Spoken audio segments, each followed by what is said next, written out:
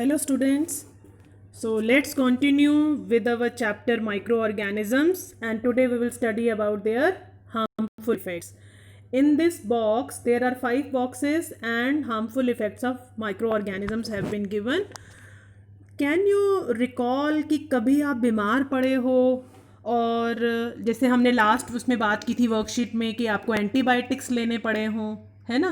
तो एंटीबायोटिक्स हमें कब लेने पड़ते हैं? जब हमें कुछ माइक्रो ऑर्गेनिज्म से रिलेटेड कोई इन्फेक्शन हुआ होता है और उन हार्मफुल माइक्रो ऑर्गेनिजम्स को मारने के लिए ही हम माइक्रो ऑर्गेनिज्म से बनी हुई दवाइयाँ यानी कि एंटीबायोटिक्स लेते हैं.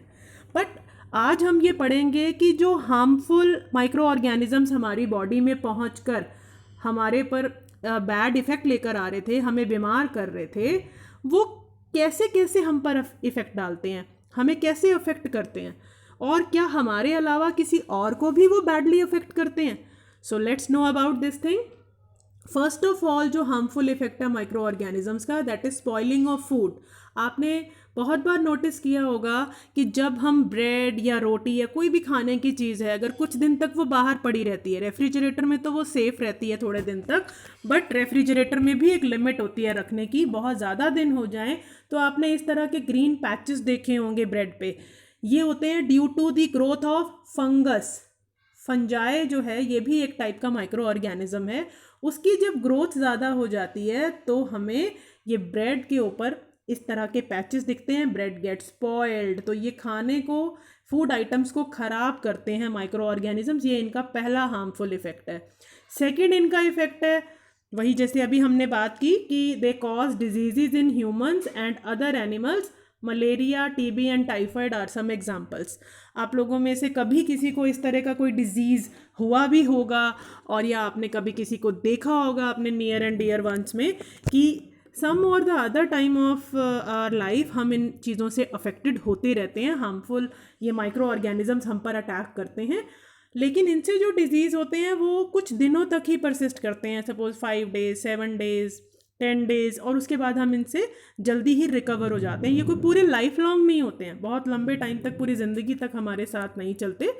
टेम्परेरली यू कैन से कि हमें अफेक्ट किया और फिर हम इसका ट्रीटमेंट करते हैं and we get well. Third is some fungus can cause destruction in clothes, paper and leather. चमड़े की चीज़ें, कागज़, कपड़े पुराने कभी आपने देखा हो कहीं दबे पड़े होते हैं और कुछ टाइम के बाद आप उन्हें निकालेंगे तो आप देखते हैं कि उनके ऊपर जैसे ये लेदर पे देख रहे हैं ना कैसा टेक्सचर ख़राब सा हो जाता है. तो ये सब चीज़ें भी क्यों ख़राब होती हैं? Because of micro organisms. देखो हमने माइक्रो ऑर्गेनिजम्स नहीं छोड़े उस चीज़ पे, जहाँ आपने उस चीज़ को रखा था वहाँ माइक्रो ऑर्गेनिजम्स नहीं थे, बट इन द एयर जिसमें कि मॉइस्चर ऑलरेडी होता है ये माइक्रो ऑर्गेनिजम्स खुद ही ग्रो कर जाते हैं और ग्रो करते हैं तो ये आसपास की चीज़ों पर अटैक करना शुरू कर देते हैं. और जब ये ह्यूमंस या लिविंग बॉडीज़ में एंटर करते हैं तो वहाँ भी अटैक करते हैं, अपनी ग्रोथ करते हैं और हमारी बॉडी से ही सारा अपना खाना लेने लग जाते हैं. द फोर्थ जो है आपका यहाँ पर बॉक्स, उसमें है they cause diseases in plants too. सिर्फ ह्यूमंस या एनिमल्स में नहीं, प्लांट्स में भी डिजीज़ कॉज करते हैं. And the names of 2 diseases are given. Example है citrus canker and rust of the wheat. ये दोनों डिजीज़ के नाम भी वेरी इंपॉर्टेंट है, मोस्ट ऑफ द टाइम आपसे एग्जाम्स में पूछा जाता है. And the last but not the least, fifth यहाँ पर इफेक्ट दिया हुआ है damage to the water bodies, algal bloom. Alga भी एक टाइप का, जो ये एल्गे है ये भी एक टाइप के माइक्रो ऑर्गेनिजम्स होते हैं. माइक्रो मीन्स वेरी स्मॉल, जो हमें नेकेड आई से नहीं दिखते, माइक्रोस्कोप से दिखते हैं. ये एल्गल जो होते हैं, जैसे आपने ब्लू ग्रीन कलर के पैचेस देखे होंगे बेटा वाटर बॉडीज, तालाब, झील वील के आसपास, तो ये भी वहाँ रहने वाले जो एक्वेटिक एनिमल्स हैं उनको हार्म करते हैं, उनकी डेथ तक कॉज कर देते हैं. जैसे हमारे में डिजीज़ होते हैं ऐसे उनमें भी डिजीज़ हो जाते हैं. So micro organisms are harmful in many ways. Spoil food, cause disease in humans and animals, cause disease to the aquatic animals, cause the destruction of clothes and leather, and the fifth one was cause disease in plants. तो सब जगह diseases फैलाते हैं ये. Now हम लोगों ने last videos में beneficial effects of micro organisms के बारे में पढ़ा था कि कौन कौन सी मेडिसिन जैसे एंटीबायोटिक्स उनसे बनती हैं या उनके कमर्शियल यूजेस, कहीं उनको इंडस्ट्रीज़ में भी यूज़ किया जाता है. They are commercially also very important, but today we are studying about their harmful effects. Now they have elaborated in the statement like earlier picture form में उन्होंने एक्सप्लेन किया, now they are in the paragraph form कि micro organisms cause various communicable diseases in plants, animals and human beings. Again they are repeating the same points. They have other harmful effect like spoilage of food, algal bloom, damage to cloth and leather items. So first of all is communicable diseases in plants, animals and humans. Second is spoilage of food. Third is algal bloom which will cause damage to aquatic animals. And the fifth one is damage to fourth one because they have plants और animals को उन्होंने combine कर दिया point को. Fourth is damage to cloth and leather items. In your question here some questions are given. You can see the question number 1. Write any 3 harmful effects of microorganism. So you can write from here जो मैंने अभी आपके यहाँ पे underline किए. Disease in plants, animals and human beings, spoilage of food, algal bloom, damage to cloth and leather items. So these are 4 harmful effects you can write. आपसे 3 पूछें आप 4 ही लिख लीजिएगा अपनी वर्कशीट में.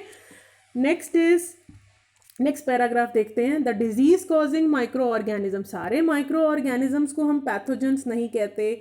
जो डिजीज फैलाते हैं, डिजीज कॉजिंग हैं, दे आर कॉल्ड पैथोजेंस. ये from one person to other कैसे ट्रांसमिट होते हैं? इन्फेक्टेड पर्सन, एक पर्सन है उसकी बॉडी में ऑलरेडी ये माइक्रो ऑर्गेनिजम्स हैं हार्मफुल वाले, वहाँ से ये हेल्दी पर्सन में पहुँच जाते हैं. कैसे? लाइक कॉन्टेमिनेटेड ब्लड, कोई ब्लड एक दूसरे से ट्रांसफ़र हुआ, किसी को इंजेक्शन लगाया, वही इंजेक्शन की नीडल दूसरे में डाल दी. Through water, through air, soil या फिजिकल कॉन्टैक्ट, डायरेक्ट टच या थ्रू वेक्टर्स. अब इसको समझने के लिए आपको मैं एक यहाँ पर एक पिक दिखाती हूँ कि कम्युनिकेबल डिजीजेस. यहाँ देखिए, येस हेयर इट इज़. यहाँ देख रहे हैं ये आपका हेल्दी पर्सन है और ये इन्फेक्टेड है. ऑलरेडी इसकी बॉडी में वो हार्मफुल वाले माइक्रो ऑर्गेनिजम्स हैं. अब ये देखो, इसको बेटा मच्छर ने काटा, मॉस्किटो बाइट हुआ है ना, या कोई और इंसेक्ट ने उसे काटा, उसके बाद उसने हेल्दी पर्सन को काटा, तो यहाँ से जो ये माइक्रो ऑर्गेनिज्म हैं वो इसकी बॉडी में चले गए. अगर कोई फूड कॉन्टेमिनेटेड है या फूड है इस पर्सन ने लिया है और इस फूड के अंदर या इस वाटर के अंदर जिसे इस इन्फेक्टेड पर्सन ने पिया है या खाया है, और उसके बाद उसको हेल्दी पर्सन भी वही सेम चीज़, तभी तो कहते हैं जूठा नहीं खाना चाहिए, है ना. एक दूसरे, क्या पता किसी के अंदर कौन से माइक्रो ऑर्गेनिजम्स हों हार्मफुल वाले और वो हमारी बॉडी में भी चले जाएं. सो दिस इज़ हाउ ये इन्फेक्टेड पर्सन से हेल्दी पर्सन में ट्रांसफ़र कर गए. अब आप यहाँ देख रहे हैं ये डॉग्स, आप देखते हैं ना डॉग बाइट से क्या होता है कि किसी इन्फेक्टेड पर्सन को अगर किसी डॉग ने बाइट किया, उसके बाद उसने हेल्दी पर्सन को किया, तो फिर यहाँ से भी वो वायरस, वो माइक्रो ऑर्गेनिजम्स चले जाएंगे. अगर डायरेक्ट कांटेक्ट है कि उसने किसी चीज़ को छुआ है, कोई कपड़ा है, क्लॉथ है, टॉल है, और फिर या कोई बर्तन है. आजकल तो बेटा देखो कोरोना की बात हम इतनी सुन रहे हैं, तो कोरोना में तो यही सब हो रहा है कि अगर किसी ने किसी चीज़ को टच भी किया है और उसे हेल्दी पर्सन ने टच कर लिया तो वो डिजीज़ उसमें चला जाएगा, वो वायरस, कोरोना का वायरस उसमें चला जाएगा. ऐसे और भी बहुत सारे डिजीज़ हैं जिसमें डायरेक्ट टच से माइक्रो ऑर्गेनिज्म ट्रांसफ़र हो जाते हैं, बट वो इतने डेडली नहीं है जितना कोरोना है. यहाँ पर हम एयर की बात कर रहे हैं कि जैसे किसी ने स्नीजिंग किया, छींका, या किसी को कफिंग, खांसी हुई, तो एयर में वो ड्रॉपलेट्स चली जाती हैं.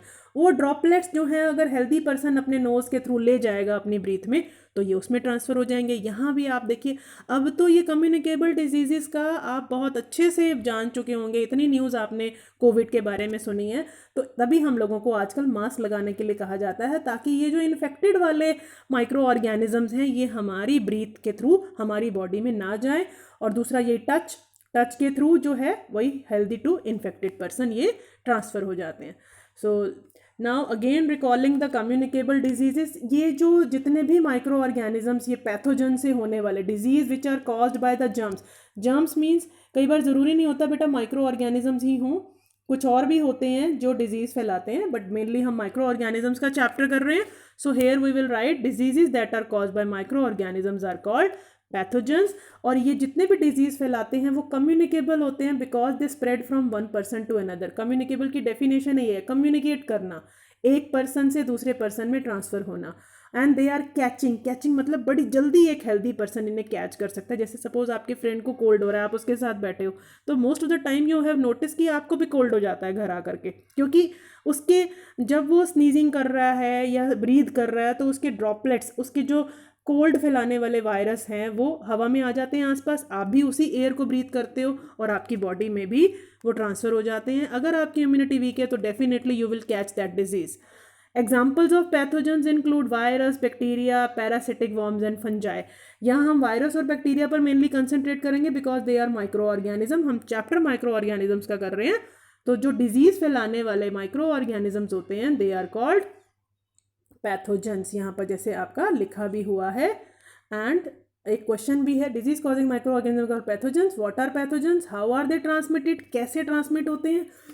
They are transmitted from infected person to healthy person by various means like contaminated blood, जैसे मैंने आपको इंजेक्शन का एग्जांपल दिया, through contaminated water, air, soil, physical contact और थ्रू वेक्टर्स। वेक्टर्स में आपके डॉग्स आ जाते हैं और मॉस्किटोज आ जाते हैं ना। मॉस्किटोज क्या करते हैं, एक हेल्दी पर्सन को एक इन्फेक्टेड पर्सन को उन्होंने बाइट किया तो उसका ब्लड सक करते हैं, उनके ब्लड में वही वाले वायरस होते हैं, मलेरिया वाले मेनली या चिकनगुनिया के, और फिर जब वो हेल्दी पर्सन को टच करते हैं, बाइट करते हैं, तो उसके ब्लड में वो वाले वायरस छोड़ देते हैं। And this is how one person से सेकंड पर्सन में ये जो माइक्रो ऑर्गेनिजम्स हैं ये ट्रांसफ़र हो जाते हैं। Why it is advise to keep the food covered, food को ढककर रखने की सलाह क्यों दी जाती है, क्यों एडवाइस किया जाता है?